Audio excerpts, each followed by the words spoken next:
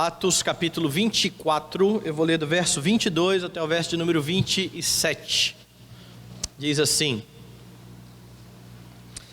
Então Félix, conhecendo mais acuradamente as coisas com respeito ao caminho, adiou a causa, dizendo: Quando descer o comandante Lísias, tomarei inteiro conhecimento do vosso caso.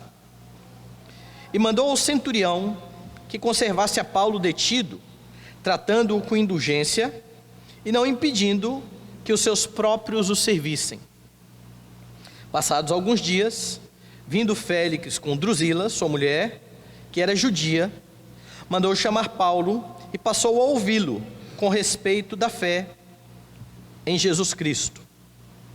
Dissertando ele acerca da justiça, do domínio próprio e do juízo vindouro, ficou Félix amedrontado e disse: Por agora podes retirar-te, e quando eu tiver vagar, chamar-te-ei, esperando também ao mesmo tempo que Paulo lhe desse dinheiro, pelo que, chamando-o mais frequentemente, conversava com ele. 2 anos mais tarde, Félix teve por sucessor Pórcio Festo, e querendo Félix assegurar o apoio dos judeus, manteve Paulo encarcerado. Vamos orar. Exaltado, Senhor, seja o teu glorioso nome.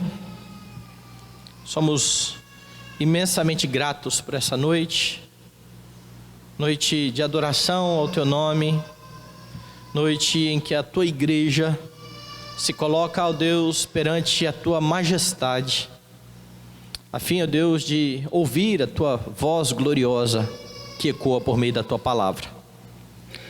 Pai Santo, a tua igreja precisa da instrução do Senhor, e cremos, ó Deus, que o Senhor fará conosco aquilo que o Senhor prometeu, formará em nós o caráter de Jesus Cristo, santificando-nos por meio da tua palavra. Que nesse momento o Senhor leve o nosso pensamento cativo ao pensamento de Cristo, que a nossa atenção esteja voltada, ó Deus Santo, à Escritura, e que o Senhor, Deus, se agrade em falar ao nosso coração para a tua própria glória. Em nome de Jesus que nós oramos e agradecemos. Amém. Meus irmãos, quando Jesus proferiu aquilo que nós conhecemos como o Sermão do Monte, ele afirmou em um dado momento aos seus discípulos que onde está o teu tesouro, aí estará também o teu coração. E a lição ali é bastante importante. O que Jesus estava colocando na mente dos seus discípulos é que aquilo que eles deixassem governar o seu coração, iria também governar a sua própria vida. Você é regido pelo seu coração.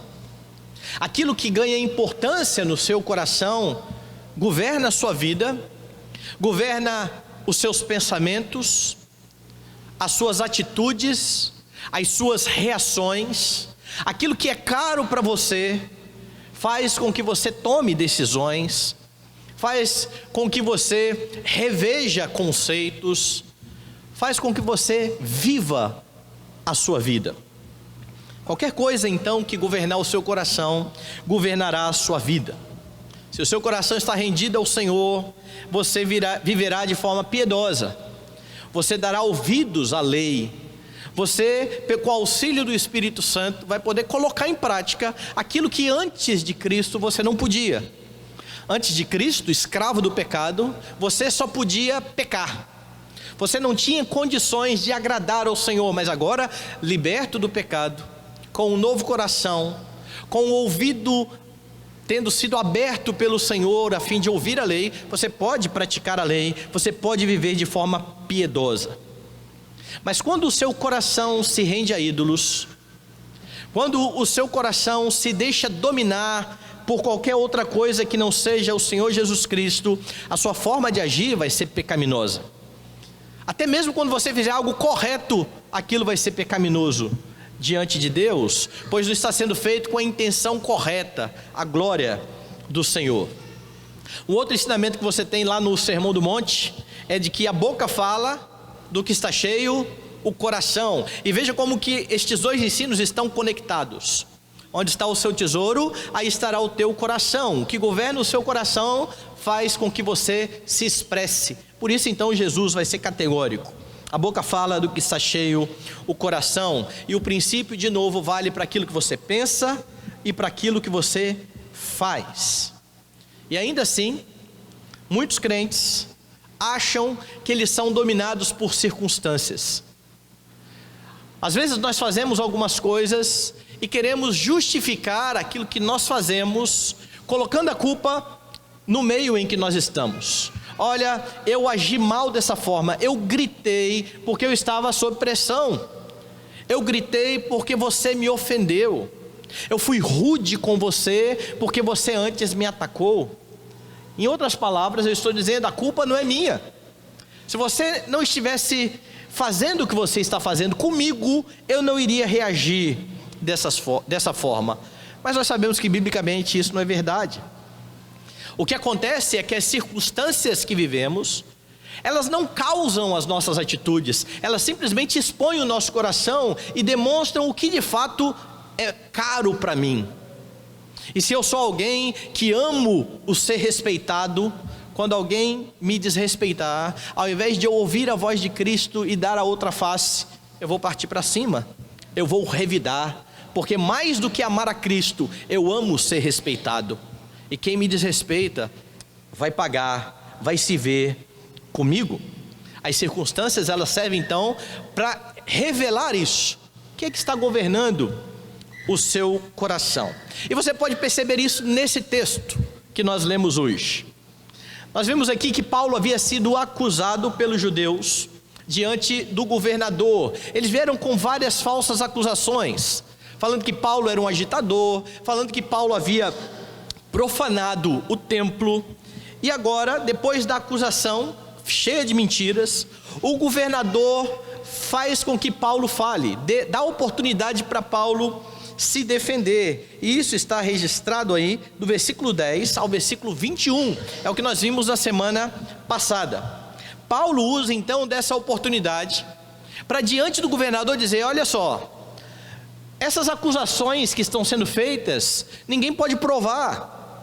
De fato eu cheguei a Jerusalém, eu vim para adorar, mas ninguém pode provar que eu sou um amotinador. Eu tenho uma confissão a fazer, não é essa de que eu sou um amotinador. A minha confissão é que eu sigo o caminho que vocês tratam como seita, e nesse caminho eu sirvo ao Deus de nossos pais, e eu creio em tudo que esteja de acordo com a lei e nos escritos dos profetas. É por isso que eu tenho esperança na ressurreição. É por isso que eu procuro andar de modo digno diante de Deus e diante dos homens. E Paulo então apresenta toda a sua defesa diante do governador. O texto mostra a sequência disso.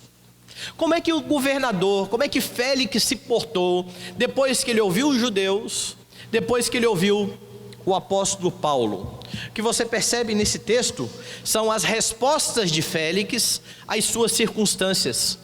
O que ele fez diante de algumas circunstâncias que você pode notar nesse texto? Veja primeiramente como que ele se portou diante da defesa de Paulo. Diante da defesa de Paulo, Félix foi condescendente.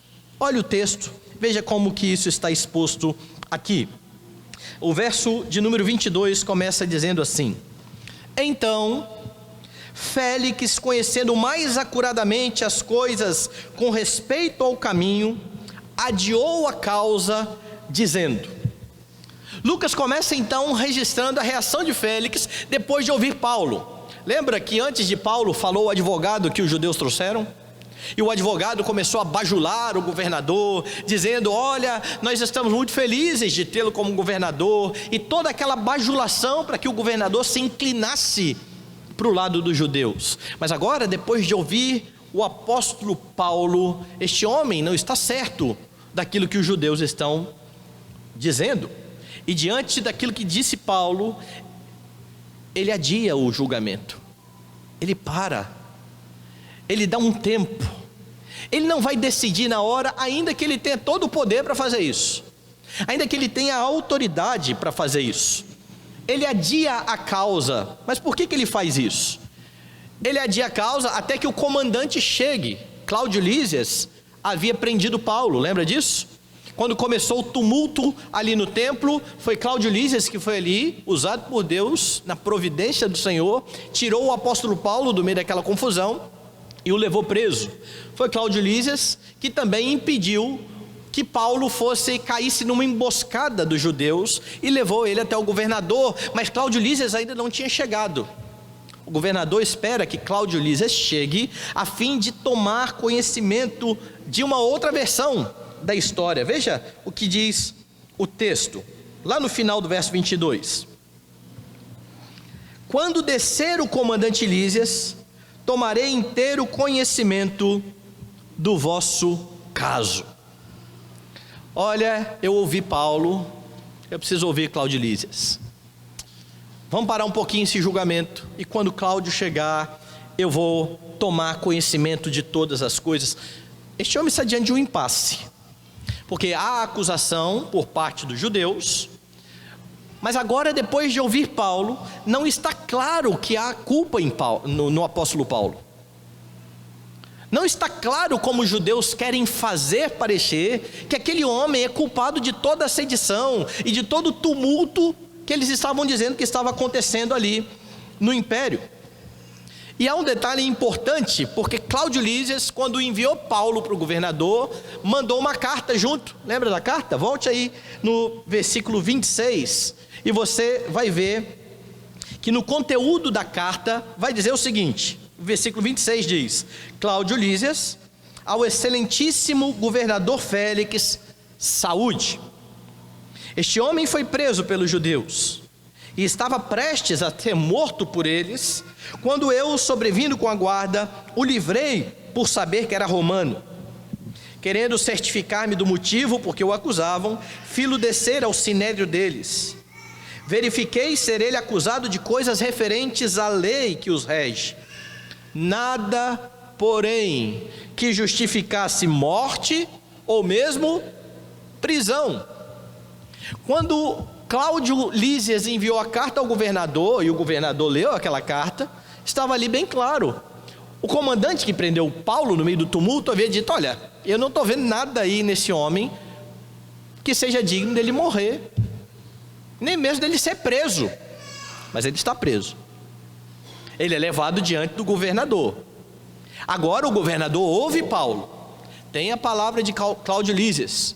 Eu não vejo neste homem culpa. Tudo isso então leva o governador a responder a essa circunstância em que ele está com condescendência. Veja o verso 23.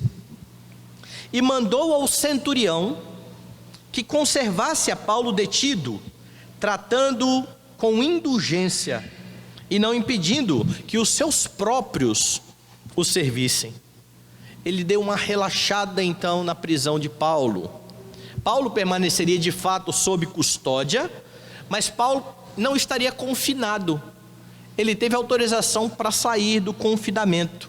E a palavra que aparece aqui traduzida por indulgência tem o sentido de alívio. A ideia é que o governador aliviou a prisão de Paulo, a sentença de Paulo. Ele relaxou a prisão de Paulo.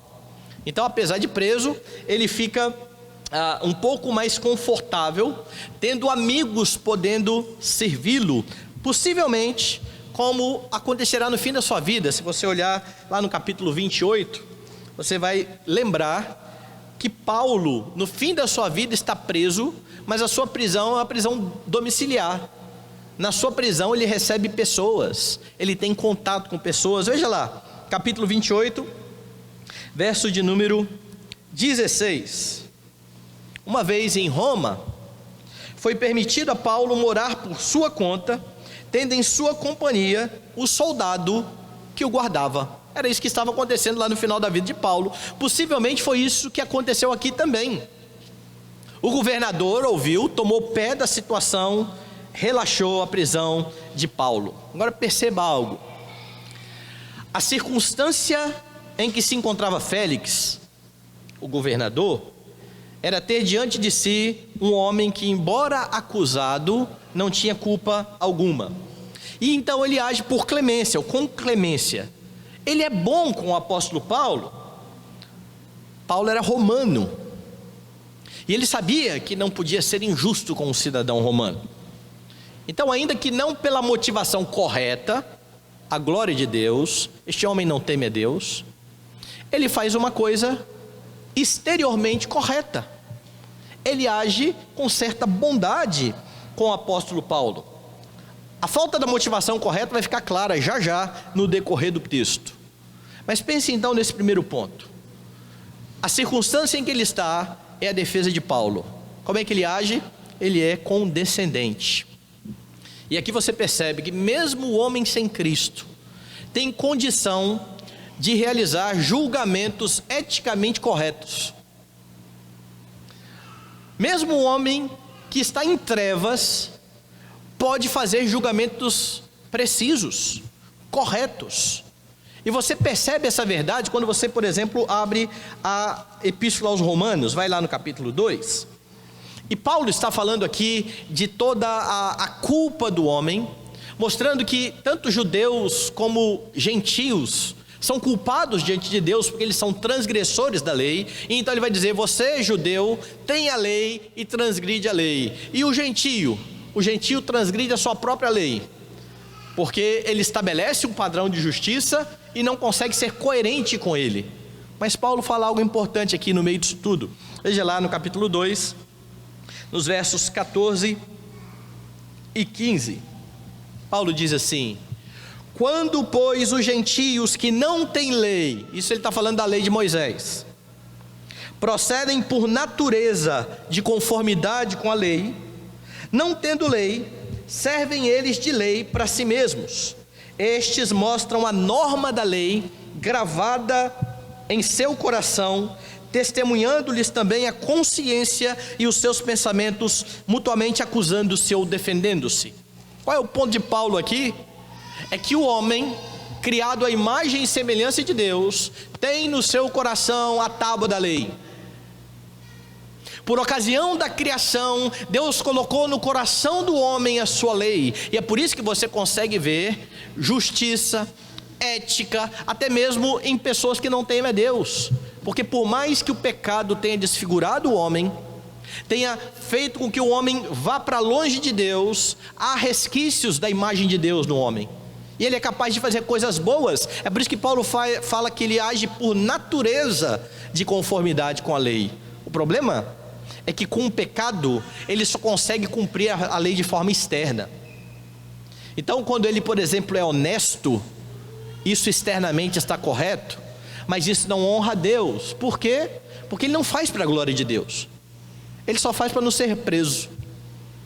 A sua motivação não tem nada a ver com o Senhor, e Deus não está preocupado simplesmente com aquilo que você faz, Ele está preocupado com a razão pelo qual você faz. É por isso que mais do que fazer coisas corretas, você precisa fazê-las pelas razões corretas, pelas motivações corretas. O mero cumprimento externo da lei não honra a Deus, e é por isso que não há possibilidade de pessoas não regeneradas agradarem ao Senhor, fazerem algo que Deus receba diante de si como um ato de justiça. Pelo contrário, segundo aquilo que diz Isaías, as melhores obras de alguém sem Cristo são como trapo de imundícia. E Isaías não está falando de obras pecaminosas, ele está falando das melhores obras.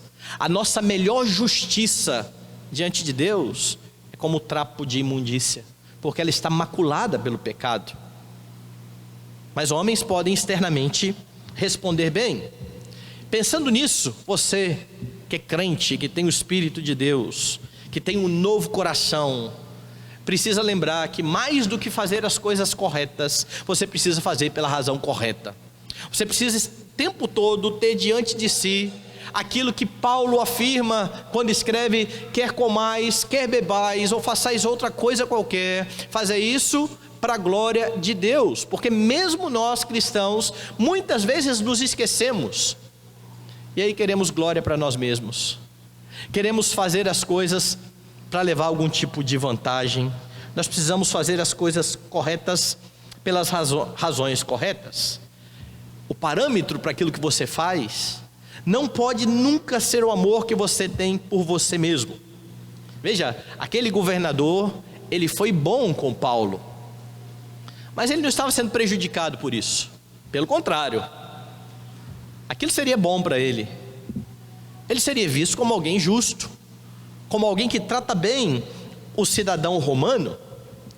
E muitas das atitudes dos homens têm como parâmetro isso: o meu bem-estar, aquilo que eu desejo, aquilo que eu quero. Ou seja, eu revelo aquilo que o meu coração, aquilo ao que o meu coração está dominado. Você não faz ou deixa de fazer algo pensando se você vai ou não se prejudicar. Você faz por amor à verdade. É difícil ensinar isso? Eu ensinei isso uma vez aos meninos lá em casa, dizendo sobre a disciplina. Quando você faz algo errado, você precisa falar a verdade. Mas aí vem o medo. Qual é o medo? O medo é que se eu confessar que eu fiz errado, eu vou ser disciplinado. Então você precisa falar a verdade, mesmo que você seja disciplinado. Porque senão, na hora que for conhecido o caso, você vai ser disciplinado pelo que você fez de errado, e você vai ser disciplinado pela mentira. São dois pecados.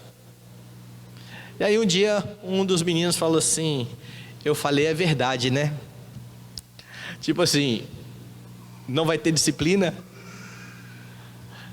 E aí o ensino tem que ser: nós não falamos a verdade para fugir das consequências. Nós não fazemos o que é certo porque esperamos algo em troca. Mas pense em como a mente do evangélico, sobretudo no Brasil, está dominada por isso. Você vê isso quando a pessoa fala assim: olha, Deus vai te honrar. O que a pessoa está dizendo com isso? É que se você for fiel a Deus, Deus vai fazer que alguma coisa aconteça de boa na sua vida. Então lá no seu serviço, o seu chefe chega e fala: minta, você não vai mentir, vai ser despedido, mas Deus vai te honrar. O que significa? Você vai ganhar um emprego melhor. Talvez não. Deus não prometeu nada disso. Deus nos chama a ser fiéis, ainda que sejamos lançados na fornalha de fogo ardente. Não foi essa a resposta dos 3 jovens?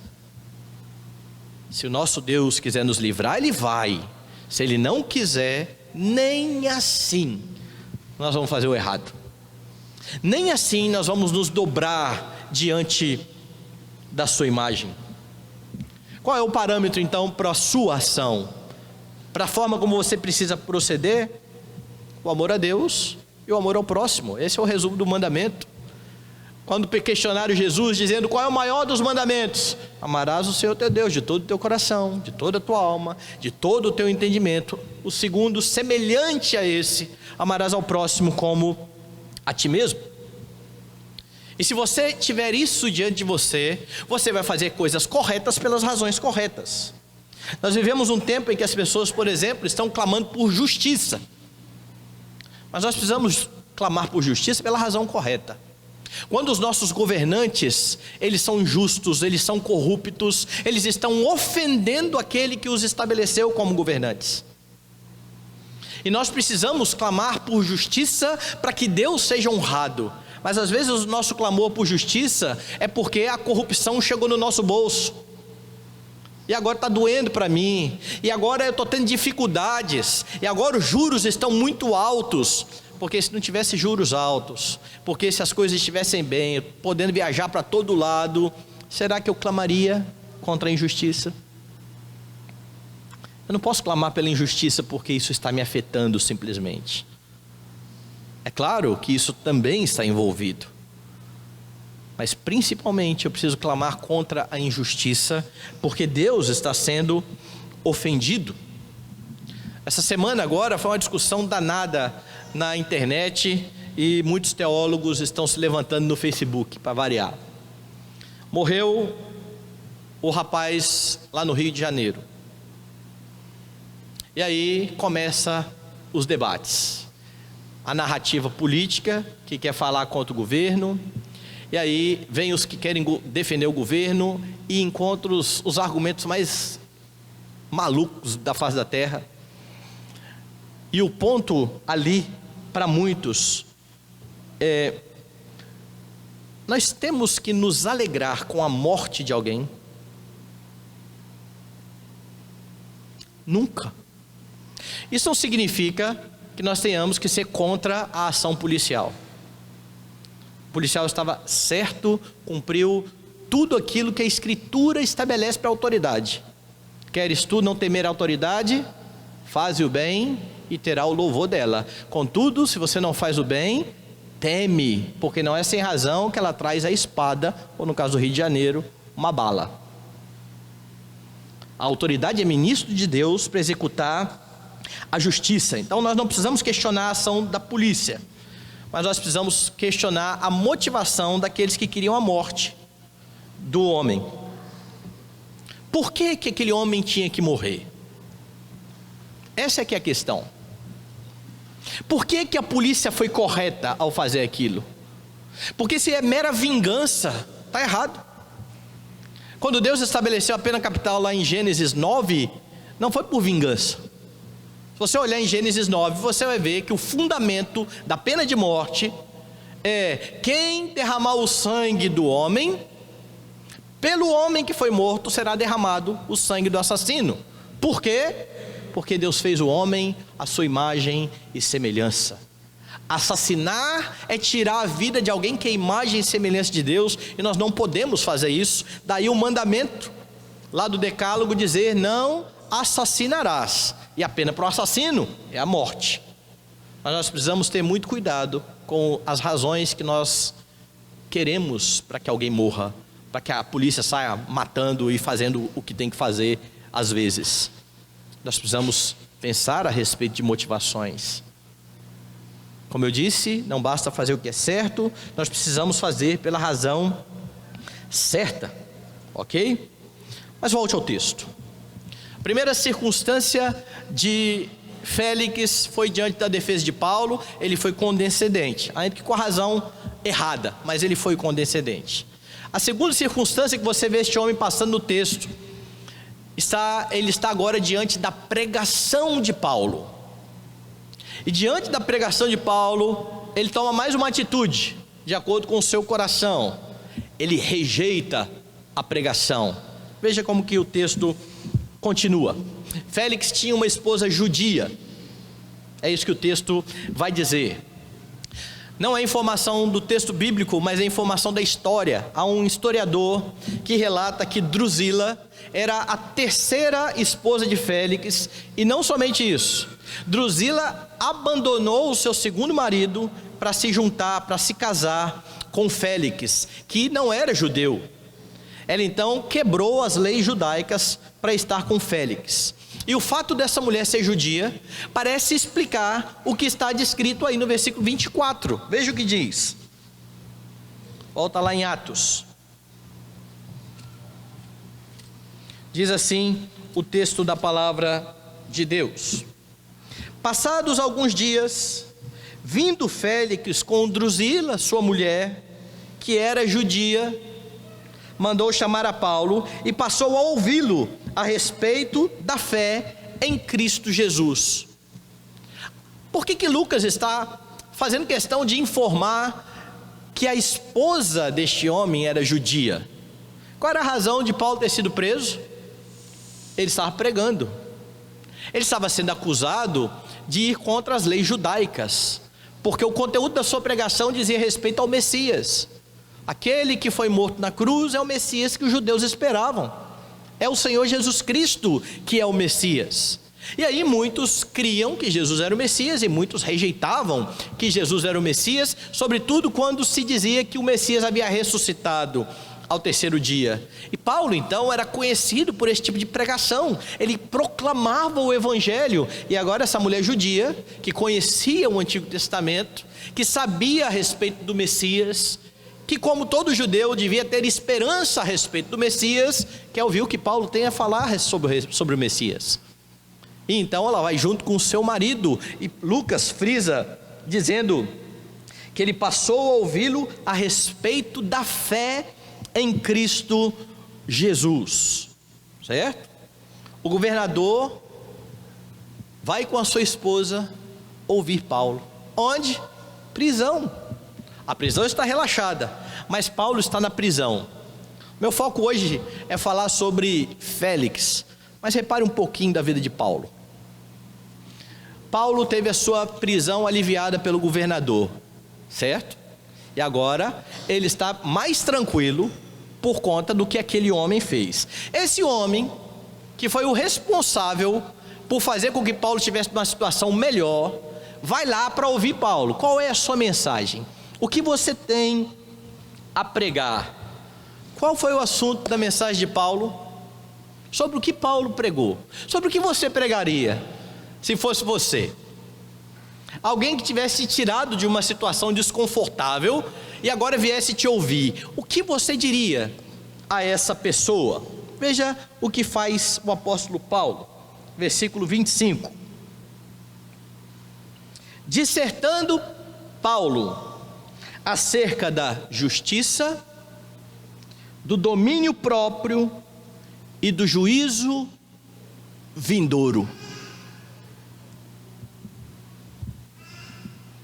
Literalmente o que Paulo pregou foi sobre domínio próprio, e no sentido aqui exatamente da questão da lascívia. Aquele homem estava com uma mulher que havia abandonado o seu marido para se casar com ele. E o sermão de Paulo fala sobre isso.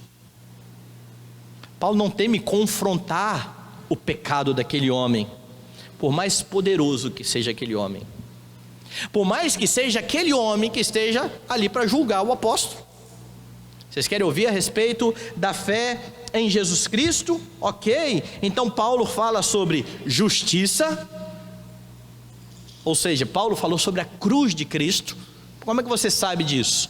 Porque quando ele escreve aos Romanos, ele vai dizer exatamente isso: eu não me envergonho do Evangelho. O Evangelho é o poder de Deus para a salvação de todo que crê, primeiro do judeu e também do grego, visto que o Evangelho se revela de fé em fé, como está escrito: o justo viverá pela fé.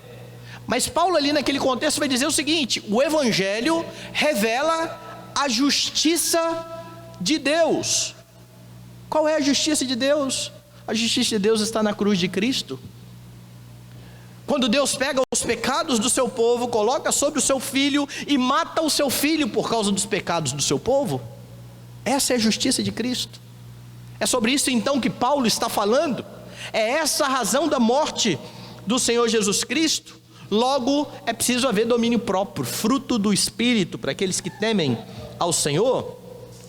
E quem não se rende a Cristo, há juízo. O juízo vem. Sabe qual é a reação de Félix? Está aí no texto. Félix ficou amedrontado e disse: por agora podes retirar-te, e quando eu tiver vagar, chamar-te-ei. Ele está com medo, ele tem temor, mas não é temor a Deus. Ele tem temor que a sua esposa o abandone. Ela é judia, ela está ouvindo a pregação, e se ela der ouvidos a Paulo? Ele não tem temor a Deus. O que vai ser visto no decorrer do texto, ele simplesmente tem medo de perder a sua esposa. Diante dessa circunstância então, onde o seu pecado é confrontado pela palavra, Félix rejeita a mensagem, como todo pecador fará quando você pregar, se o Espírito Santo não converter o coração.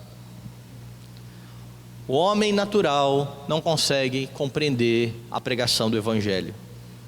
O homem natural está surdo. Ele ouve, mas ele não compreende. É por isso que ele rejeita. Só há crença no Evangelho se Deus soberanamente mudar corações, tirar o coração de pedra, colocar um coração de carne. Aí sim o Evangelho encontra um coração de carne e o homem se rende a Cristo. Porque se isso não acontecer, vai acontecer sempre o que está acontecendo com este homem. Ele vai rejeitar a mensagem e vai colocar Paulo para longe. Ele manda Paulo se retirar, dizendo: eu vou te ouvir quando eu tiver um pouco mais de tempo. Qual é a segunda circunstância deste homem? Ele está diante da pregação, e de uma pregação séria, uma pregação que trata com os problemas da sua vida, uma pregação que confronta o seu pecado e o seu erro, e ele rejeita. Ele não quer saber de ouvir a pregação. Qual é a sua reação diante da pregação? Como é que você se porta quando a Escritura confronta o seu pecado? Quando a palavra de Deus faz o que o autor de Hebreus diz que ela é capaz de fazer: penetrar o coração a ponto de discernir os pensamentos e os propósitos e revelar toda a impureza do coração. Como é que você se porta? Porque se você é crente, há duas possibilidades. Se você não é crente, você vai rejeitar. Mas se você é crente, há duas possibilidades. Ou você vai confessar o seu pecado, vai pedir ao Senhor Jesus que o restaure, vai pedir ao Senhor que dê forças a você para que caminhe em santidade, ou simplesmente vai fechar os ouvidos. O povo de Israel fazia isso constantemente, e é por isso que Deus dizia: vocês são um povo de dura cerviz, vocês têm um pescoço duro. E o contexto em que Deus fala isso com Israel é importante. Israel havia acabado de pecar contra Deus fazendo o bezerro de ouro. Pecaram. E mais à frente Deus compara aquele povo ao bezerro, dizendo: vocês são tal qual o bezerro, vocês têm um pescoço duro. Por que Deus está dizendo isso? Hoje nós lemos o Salmo, nós cantamos o Salmo 32. E no Salmo 32 há uma expressão bastante pesada ali. Muitos não gostam nem de cantar. Vocês não podem ser como cavalos e mulas. Não é isso que diz o Salmo? Vai lá no Salmo 32.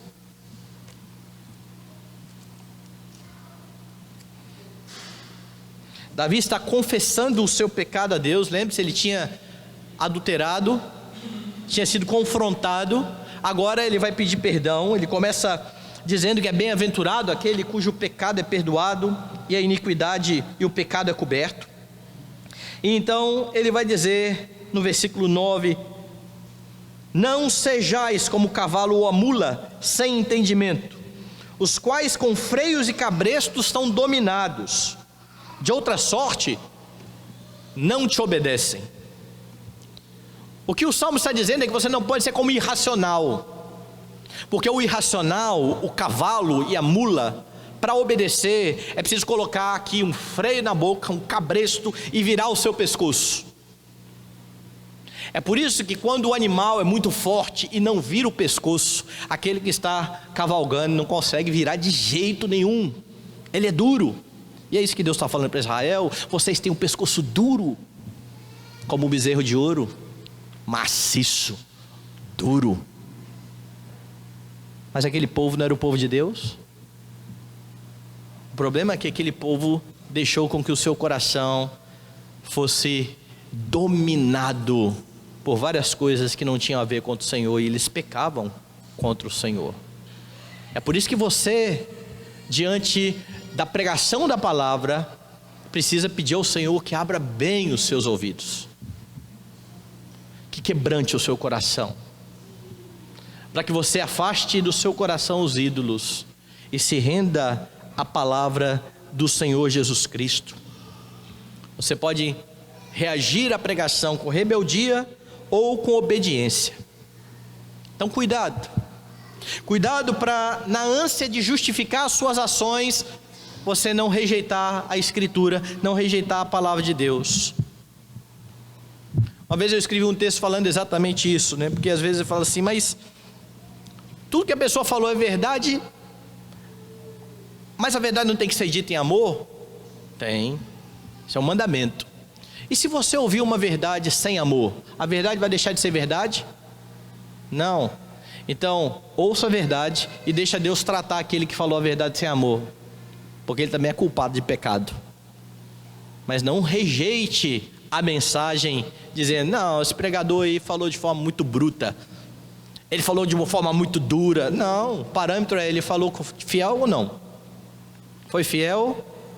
Ouça. Dê ouvidos à Escritura. Mas se o seu coração estiver dominado por desejos que são colocados acima do amor que você tem pelo Senhor, você vai deixar de lado a Escritura. É por isso que a nossa oração diária tem que ser por um coração submisso. É por isso que você precisa louvar a Jesus Cristo, porque a sua salvação se dará porque Ele cumpriu de todo o coração a lei, tintim por tintim. Tudo o que Deus requeria, Ele cumpriu e morreu no seu lugar, para que você pudesse ser justificado, para que você pudesse ser aceito diante do trono da graça de Deus, a fim de que agora você pudesse também obedecer. Louve a Deus por Jesus Cristo e viva para a glória dele. Mas você tem uma aplicação a mais aqui. Não tenha medo de pregar fielmente a palavra de Deus, ainda que você precise confrontar práticas erradas das pessoas que estão perto de você, ainda que essas pessoas sejam importantes na sua vida, ainda que essas pessoas sejam poderosas e que elas possam te fazer mal. Não tema pregar fielmente. Confronte, dê nome ao pecado. O Senhor nunca aliviou o pecado. Declare a justiça de Deus. Diga que existe um Redentor e que existe redenção para quem se arrepende dos seus pecados. Porque por vezes cristãos têm ficado tímidos, principalmente se eles entenderem que a pregação vai trazer algum tipo de desconforto. Eu preciso, por exemplo, pregar perto da minha família. Me chamaram para ir no aniversário, ou me chamaram para ir numa confraternização da minha família, e na minha família tem um monte de gente que não é crente, e eu tenho oportunidade para falar. O que é que eu vou falar? Você vai falar o Evangelho, pregar o Evangelho. Você vai dizer que o homem está perdido em seus pecados e delitos. Você vai correr o risco de estragar a festa. Você vai correr o risco de deixar o clima meio pesado, porque assim nós fazemos muitas vezes. Para ficar bem com as pessoas, nós deixamos de pregar fielmente a Escritura. Em nome do amor que nós temos às pessoas, nós nos calamos acerca do verdadeiro amor, o amor de Deus que perdoa pecadores. Não tenha medo de pregar a palavra do Senhor. Nas igrejas, pastores têm evitado temas controversos. Se eu pregar sobre isso, eu vou perder membro. Mas tem gente vivendo nessa situação, eu não posso falar a respeito disso. Eu fui aconselhado uma vez por um presbítero da igreja a parar de falar sobre namoro com os meninos da igreja. E ele me abordou falando assim: pastor, você tem que parar de falar de namoro com os meninos, deixa eles namorar com o que eles bem entenderem. E a minha resposta primeiro foi: eu não deixo ninguém namorar com ninguém, porque eu não sou pai de ninguém, não tenho filho, né? Quem deixa alguém namorar é pai e mãe. Agora, eu preciso falar a respeito das escolhas que esses moços estão fazendo, erradas e pecaminosas. Se você me provar que isso é errado, eu paro de pregar sobre isso. Mas havia ameaças veladas. Cuidado, pastor, você tem família, hein, para sustentar. E muitas vezes há pastores que estão acuados nas igrejas, porque se tocar em algum tipo de assunto, os crentes vão embora. Não se pode agir dessa forma. Os ministros são chamados a pregar todo o conselho de Deus e deixar que Deus faça a sua obra. Segunda circunstância do governador: rejeição diante da pregação. Por último, a última circunstância que esse homem vivencia aqui é a questão da própria prisão de Paulo. Como é que ele se porta diante da prisão de Paulo? Ele se porta como um oportunista. Veja como que isso está claro aqui no texto. Ele mandou Paulo se retirar porque ele não queria perder a sua esposa, mas o texto vai dizer um pouco mais. Veja o versículo 26. Esperando também ao mesmo tempo que Paulo lhe desse dinheiro, pelo que, chamando-o mais frequentemente, conversava com ele. Ele mandou Paulo se retirar, dizendo: eu vou te ouvir em tempo oportuno, mas vez por outra ele ainda chamava Paulo, querendo suborno. Parece que as coisas não mudaram nada de lá para cá, né? Querendo algum dinheiro, querendo levar vantagem, mesmo sabendo que Paulo era inocente, mesmo tendo a carta do camarada que prendeu Paulo, dizendo: eu não vejo nele crime, nem para morrer, nem para estar preso, mas agora ele está preso, e era costume deles tentarem extorquir aqueles que estavam presos. Ele vê uma oportunidade de levar vantagem com a prisão do apóstolo Paulo, ainda que ele saiba da sua inocência. Alguns pensam assim: mas como é que ele achava que ia ter dinheiro de Paulo, né? Dinheiro que Paulo tinha para dar para alguém. Lembre-se do contexto. Na sua defesa, Paulo disse: eu vim a Jerusalém para trazer donativos, oferta aos meus irmãos. O dinheiro que Paulo tinha era o dinheiro que as igrejas arrecadaram, as ofertas que as igrejas arrecadaram e que estavam sendo levadas para lá. Esse homem possivelmente pode ter pensado que poderia levar vantagem em cima de Paulo, e é por isso que Lucas está frisando que ele mandou Paulo ir, esperando ao mesmo tempo que Paulo lhe desse dinheiro. E aqui veja como que o coração humano funciona, os ídolos que brigam aqui dentro do coração, porque um deles é a sua esposa, e ele não quer perder a sua esposa, ele rejeita a pregação por conta disso, mas ao mesmo tempo ele quer ir lá falar com Paulo, porque ele vê vantagem de ter dinheiro. Ele se expõe à pregação de Paulo de novo, que Paulo certamente vai falar, porque ele quer levar vantagem. O coração deste homem está cheio de conflitos. Ele é oportunista, e você percebe esse oportunista mais claramente no verso 27. 2 anos mais tarde, Félix teve por sucessor Pórcio Festo, e querendo Félix assegurar o apoio dos judeus, manteve Paulo encarcerado. O que Lucas então está dizendo para nós aqui? Ele está registrando que 2 anos depois disso, esse homem vai ser substituído por um outro, certo? Só que esse homem, que sabia que Paulo era inocente, que via uma oportunidade de ganhar dinheiro de suborno de Paulo, mantém Paulo 2 anos na prisão, querendo agradar os judeus, aqueles judeus lá que estavam bajulando ele e que poderiam falar contra ele diante do imperador.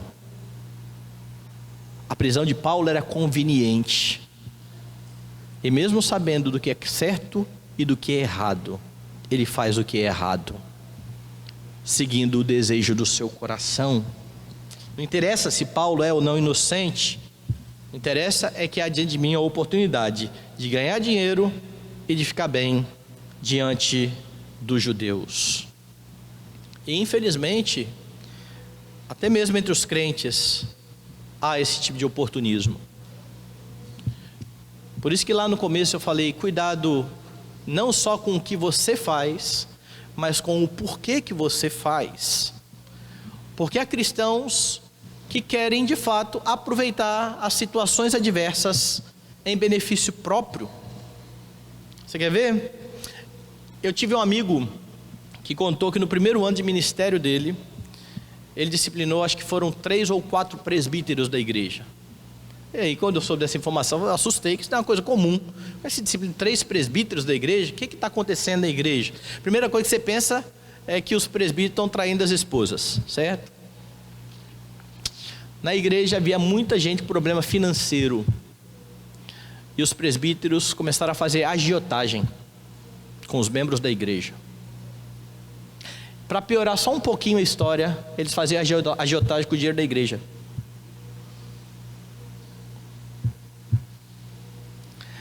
E então você tem homens na posição de pastores do rebanho, com ordenanças bíblicas expressas a respeito do cuidado de uns para com os outros, que agora vem nos seus irmãos uma forma de lucrar, e lucrar de forma desonesta ainda.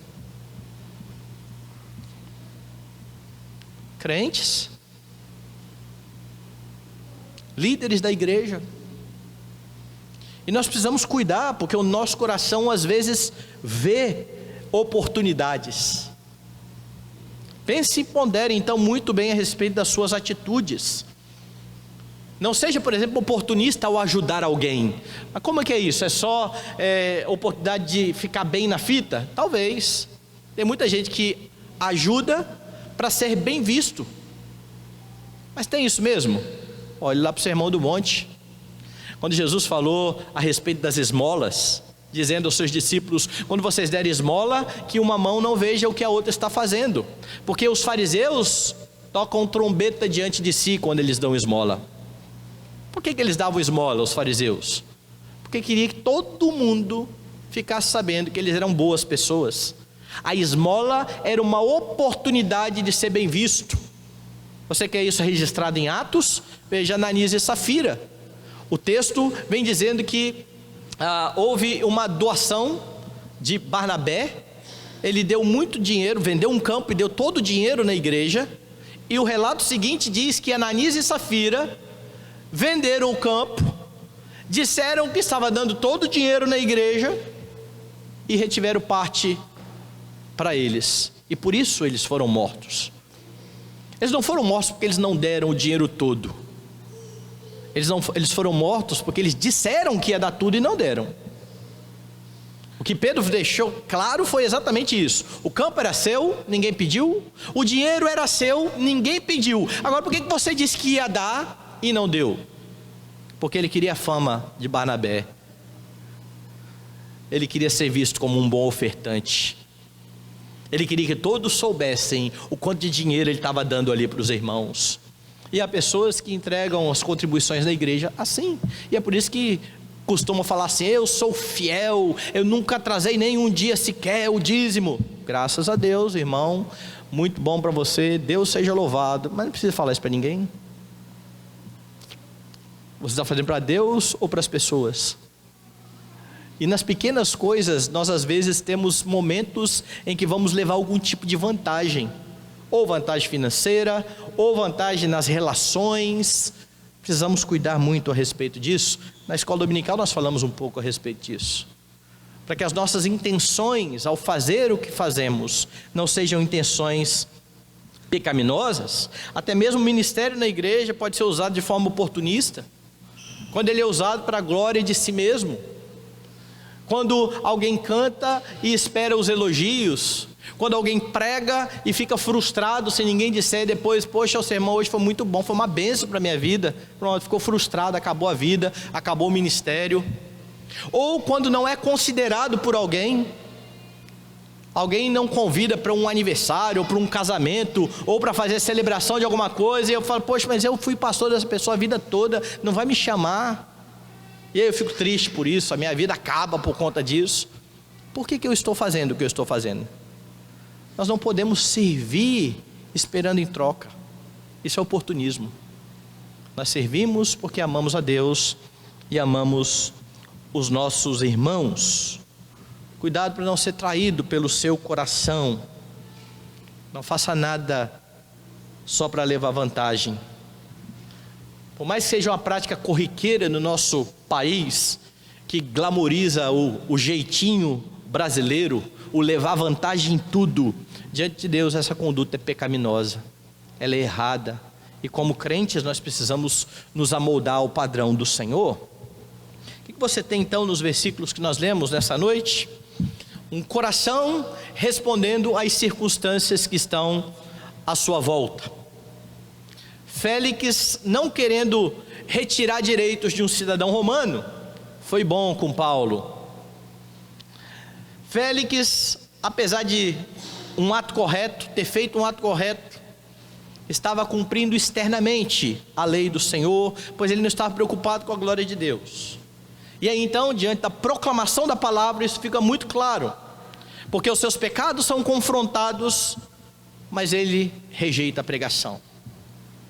Ele não responde com arrependimento e fé. E diante da prisão de Paulo, ele vê uma possibilidade de lucrar. Mantém preso um homem que ele sabe que é inocente. Ele quer ser bem visto pelos judeus. Como eu disse durante o sermão, você precisa louvar a Deus por Jesus Cristo. O único homem que fez tudo certo, sempre com a motivação certa, a glória de Deus. Quando Jesus era bondoso, ele não fazia isso como oportunismo. Ele não aproveitava as circunstâncias para ser bem visto. Quando ele amava de fato e de verdade. Jesus sequer se aproveitou da sua condição de ser o próprio Deus para levar algum tipo de vantagem. Não é isso que Filipenses vai dizer? Ele, subsistindo como Deus, não julgou como usurpação o ser igual a Deus. Ele não levou vantagem daquilo que ele tinha e daquilo que ele era. O Deus de toda a glória. E sabe por que ele fez isso? Porque ele se submetia à palavra de Deus. Ele se submetia ao plano do seu Pai. Ele cumpriu tudo aquilo que o Pai estabeleceu antes da fundação do mundo, e por bondade e graça, ele se deu em lugar de pecadores. Você é chamado por esse Deus. Se você é cristão, você teve o seu coração transformado por Jesus Cristo, e segundo Paulo, você está unido a Jesus Cristo. Você morreu com Ele e você ressuscitou com Ele. Isso quer dizer que você tem condições hoje de agir de forma contrária ao que este homem ímpio fez. Você pode responder às suas circunstâncias, por piores que elas sejam, de forma piedosa. Você pode deixar de pagar o mal com o mal e fazer aquilo que a Escritura diz: vença o mal com o bem. Você pode, ao invés de se vingar, dar a outra face e entregar o seu caso ao vingador, o Senhor Deus Todo-Poderoso, aquele que julga retamente. Você pode continuar sendo bondoso, ainda que as pessoas levem vantagem sobre isso e pisem em você, porque a sua vida não precisa ser determinada por aquilo que as pessoas fazem. A sua vida vai ser pautada na Escritura e naquilo que Deus diz, na lei que o Senhor Deus agora coloca diante de nós, para que possamos cumprir, já que nós somos livres, já que nós fomos libertados do pecado, e agora fomos feitos servos da justiça. A bondade, que é fruto do Espírito, precisa ser vista em você. E se for assim, ao invés de olhar para o que acontece à sua volta como uma oportunidade para você levar algum tipo de vantagem, você verá oportunidade de servir a Deus e ao próximo, para a glória daquele que se deu por você naquela cruz maldita.